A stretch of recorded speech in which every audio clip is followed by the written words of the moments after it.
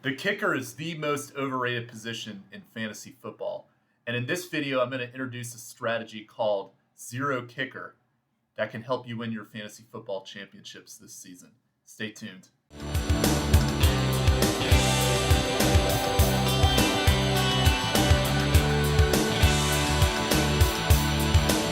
All right, everybody, welcome back to my channel. In today's video, I'm going to talk about the Zero Kicker strategy.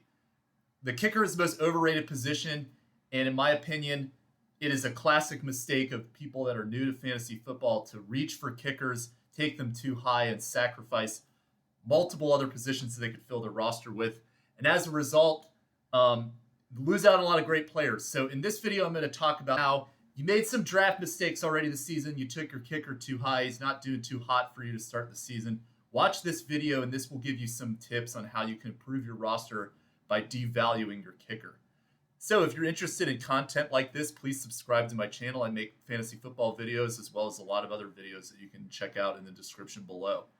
So I'm going to outline 3 reasons why you should use this zero kicker strategy that I'm going to tell you about. Once I tell you about these 3 reasons of why the kicker is a useless position in fantasy football that you should devalue. The first reason is that when you're reaching for kickers, you're sacrificing other positions. So I'm just going to refer back to some fantasy football drafts that I've done this season. And there are people that are reaching for kickers at a range that is way too high. The classic kicker always going first, Justin Tucker. And he's been a very reliable kicker, but he is not worthy of being taken in the 8th round like I've seen in some leagues, like the 5th round like I've seen in some leagues. Some people even taking him in the 4th and 3rd round in some leagues. So And this is a classic mistake that people do when they are starting out in fantasy football. They reach for these kickers and they take Justin Tucker over guys like Michael Pittman, Amari Cooper, like Rashad White, like George Kittle, Kenneth Walker, Tank Dell. These are all guys that were taken after Justin Tucker in one of the leagues that I did this season. And to be honest, it's just sad because, as I'm going to explain with these numbers, it's not Justin Tucker is a consistent kicker and he's had some good seasons throughout his career, but his numbers are just not worth the range that people are taking him at. Then this starts off a whole chain of events where people, Justin Tucker goes. Now they're going to start taking Harrison Butker before they're taking guys like Chuba Hubbard, like Tyler Lockett, like Tajay Spears, guys that are probably going to be better fantasy football players, and depending on injuries, they could actually outperform whatever value you would get from a guy like Harrison Butker. They're taking guys like, Evan McPherson ahead of Ramondre Stevenson, ahead of Zach Moss, ahead of David Montgomery. They're taking guys like Cameron Dicker ahead of Rashee Rice, Jordan Addison, Jaden Reed. It's just not worth it. So what you're doing, and even when you get to those later rounds, is you're sacrificing guys like, for example, Brandon Aubrey is, I think, going to be a good kicker, and I do think that his value is one of the few kickers that I'm referring to. But let's say that Zach Charbonnet and Jalen Wright, guys taken after him, are going to be key running back handcuffs this season. If Zach Charbonnet becomes the starting running back via Kenneth Walker injury, or Jalen Wright, you've got Achane is always injured, and then Mostert is getting up there in age. Those guys are instant RB1s and can have infinitely better value than whatever kicker that you're snagging in the 14th round. So wait until the end to draft a kicker, because the volatility that these other positions can give you is just so much more if the situation breaks for them to potentially become a great handcuff for you and build depth on your team. And it's just, as I've said, it's just not worth sacrificing a kicker for that when you can pick up kickers later that ultimately give you better stats relative to their ADP. And that goes into my reason too, is that the ADP at which kickers are drafted on a year-to-year basis does not equal their performance. And in this video, I've broken this down by its stats. So I've gone back to 2023, and I'm going to do 3 years back. I'm going to do 2023, 2022, and 2021. And I'm going to show you how each season the top 10 in the ADP does not equate to the top 10 performance.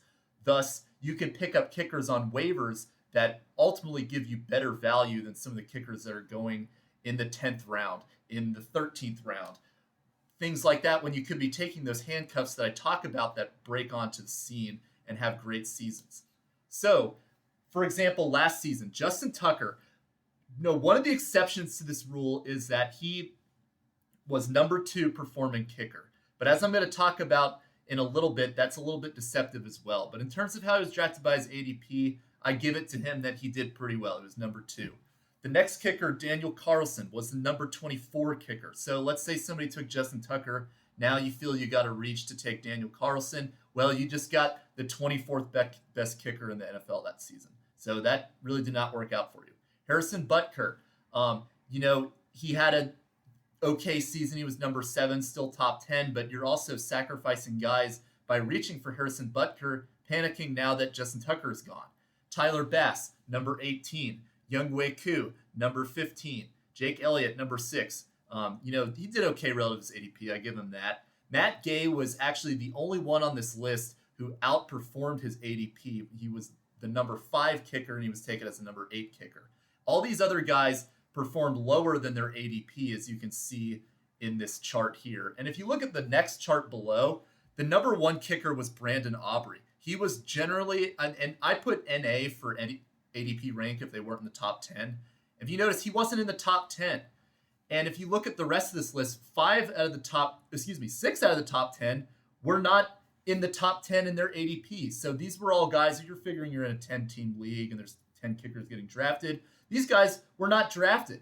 So really, you can just go without drafting a kicker, pick up a guy on waivers, and then you'd be set. If you did this with Brandon Aubrey, then you were probably at a huge advantage if you took that strategy, and then you got your number 1 kicker throughout the season, who, if you look here, 36 out of 38 on field goals. So just incredible value for you there. And if you had just waited, that would have been better value than reaching for Justin Tucker, because Brandon Aubrey significantly outperformed Tucker, yet Tucker is still going first this season. Brandon Aubrey is going like 5th in his ADP. So it's just crazy to me. And I'm going to show you this in 2022. It's the same concept. So in 2022, Justin Tucker, number 1 kicker that season, he did well. But again, the guys that people start panicking, and then now they're trying to reach for the next guys coming up. Evan McPherson, number 19 kicker. Tyler Bass, he underperformed at his ADP. Daniel Carlson did okay, so that was a solid pick if you did get him at number 2. But look at the rest of the guys on this list. Harrison Butker, 28. Granted, he had injuries that season, so not a perfect picture of what his performance was like that season. But anyway, not a great fantasy pick that season. Matt Gay, underperformed.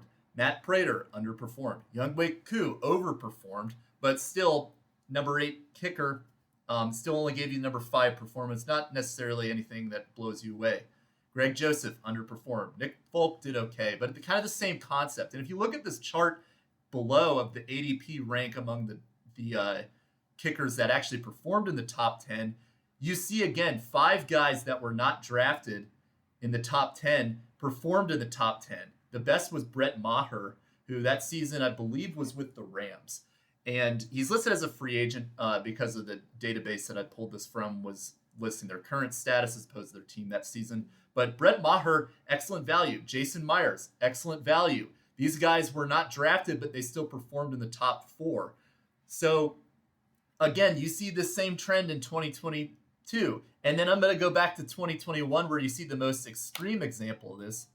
And in that season, Justin Tucker, number 1, as he is basically every single season, and he was the number 4 performing kicker. And you may think, oh, well, that's still solid, but you look at the rest of you look at that follow-on graph below, there were 8 kickers in the top 10 performing kickers in 2021 that were not drafted. And 3 of them outperformed Justin Tucker. So if you had gone Daniel Carlson, Nick Folk, or Chris Boswell that season, they all outperformed Justin Tucker. And if you were in a position where you took Justin Tucker in the 8th round because, oh, I need to get a kicker, somebody's going to grab Justin Tucker, and you passed up on Carlson, Folk, Chris Boswell, but you also passed up on guys like Michael Pittman, Amari Cooper, guys that I mentioned earlier in the video. It's just a huge L for you across the board. It's not good management of your draft assets. So because of that, and the beauty of YouTube is I have a video 3 years ago where I showed this exact same concept for the 3 previous seasons, and you could see the same trend. So ultimately, you're wasting your assets by drafting Justin Tucker so high. And if you got all these other kickers that are following along with him, like Evan McPherson, like Harrison Butker, some of those guys are not going to pan out. And honestly, if you could get one of these undrafted guys, it's a better situation for you. Next thing, my next reason, number 3, is going to kind of build off of these graphs that I have here. I'm going to go back to 2023 for this. You look at the standard deviation of points across the top 10 kickers. The standard deviation is essentially the variability between the bottom and the top of kicking performances throughout the season. This is looking at individuals as they stack up across all the NFL teams. You're just looking at the top 10 right now. The difference of 181 and 149 between the number 1 kicker and the number 10 kicker, that's about a total of 32 points. So 32 points is the difference between Brandon Aubrey and Dustin Hopkins. And you notice Brandon Aubrey had a big season where he significantly outperformed Tucker. So if you look at the difference between Tucker, who's number 2, and Dustin Hopkins, there was a difference of 11. So that being said, it's a total of 32 points between 1 to 10. And if you divide that up across a 17-game season, that's less than 2 points per 2 points throughout the season difference between the number 1 and the number 10 kicker. And for Justin Tucker, if you're looking at 2 to 10, it's even lower. It's less than 1 because, you take 17 games in a season, you divide the difference of Justin Tucker and Dustin Hopkins, which is 11 by 17. Doing the rough math in my head, that's approximately 0.7 points. So very little difference throughout the season if you're looking at Justin Tucker compared to Dustin Hopkins. We look at this concept again in 2022. The difference here, Justin Tucker, the top performing kicker, had 164. Robbie Gould, the number 10 performing kicker, had 142. The difference in that is 22. This season was a 17-game season. So the difference in 22 divided by 47 means that you had just about 1.2 fantasy points difference between the number 1 kicker and the number 10 kicker. So very little difference at the end of the day in terms of points per game that Justin Tucker is giving you versus Robbie Gould. And again, in 2021, Daniel Carlson, the number 1 performing kicker that season, he gave you 174 points. There was a little more variability that season between the top kickers and the bottom kickers. That's a difference of 27 points. So 2021, I believe 2021 was still a 16-game season at that point. But still, the difference between 27 points divided by a 16-game season is not even 2 points per game. So all 3 of these seasons, you see that the difference between a number 1 kicker and a number 10 kicker is less than 2 points per game difference. On top of that, a lot of these kickers you can get undrafted. So all that being said, it makes no sense to take a kicker in anything other than the first round, unless you happen to get Justin Tucker, but Justin Tucker is getting reached so far in drafts, it's just generally never worth taking him there. So all that being said, kickers should be devalued because of this. And if you're in a league where you can go without drafting a kicker, I would highly recommend you just don't draft one at all. Sleeper gives you the ability to do that. Yahoo does. I believe ESPN is the only one of the major platforms that forces you to draft a kicker. But I'm going to introduce now the 0 kicker strategy, which is a way that you can maximize your roster by devaluing your kicker. And, if you made a mistake in your draft and you took a kicker too high, it's not too late to try this strategy. And I think it could actually benefit you this season as we head into week 1. So basically the 0 kicker strategy, as you can see in this picture here that I have, you do not roster a kicker for the majority of the week until you get to the point where you have to have a kicker on your team, which is the morning of game time. So what I propose in this situation is that there are multiple positions that can really make or break your season that are on waivers. We look at last season. Puka Nacua was an undrafted receiver in fantasy football. Nobody had heard of him, and he broke onto the scene in week 1.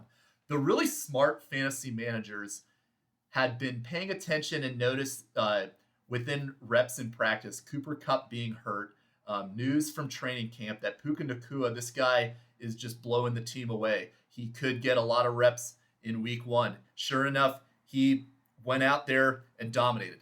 And he gave you a top 10 fantasy performance as a wide receiver that season. So, using that as a hypothetical example, would you rather have had, let's go back to 2023 and look at these kicker stats. Would you have rather have had Daniel Carlson, who you reached for as the number 2 kicker overall in the 10th round? He gave you the number 24 performance in kicking that season, or Puka Nacua, who was a top 10 wide receiver that was undrafted?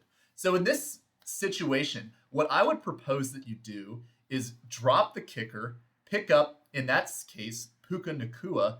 And if you had held Puka Nacua through the week, let's say you had an injury that happened on your bench and you were able to stash that guy in IR, or you had another guy on your team that you felt comfortable dropping because of the news that was coming out about Puka that, oh, this guy could really break through this season, then you had a top 10 wide receiver. You didn't have to spend any fab, and you hit the jackpot.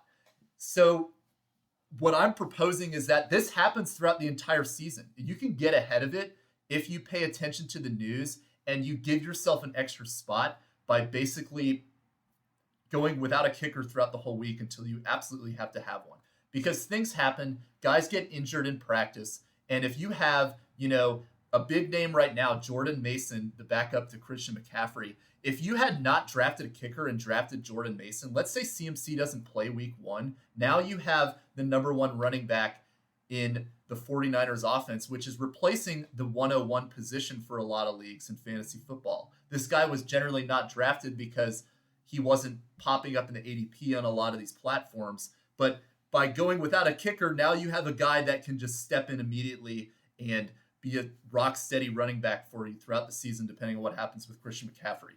So all that being said, go without a kicker throughout the week. And there's ways that you can even plan this out even further, is that you can pick up a kicker on Monday night. If you have the ability to exchange players on Monday night, let's say so for example, this Monday night coming up in week 1 is the 49ers and the Jets. Let's say that you have Jordan Mason rostered and you're keeping him through Monday night to kind of see what happens. Maybe Christian McCaffrey plays, maybe he doesn't. And you also have Greg Zuerlein available on waivers, which both him and Jake Moody may be available depending on how many teams you have in your league. But all that being said, if you go without the kicker, you can hold Jordan Mason through the weekend. If it looks like CMC is going to play, he doesn't have an injury designation, then you can drop Jordan Mason, pick up the kicker, and then you're good. But let's say that CMC doesn't play, and now you have Jordan Mason, and he's going to play. Would it really be that bad of a situation for you to not play a kicker that week? Because it's week 1. It's only giving you 2 points per game difference compared to other kickers. You may be in a position, depending on your team, that you can you may not even need a kicker. You may have already won by enough already. And, even if you do lose week 1, you have a running back now that you can start moving forward depending on what happens to Christian McCaffrey. So all that being said, and you've created this situation for yourself by opening up a spot by not putting a kicker on your team.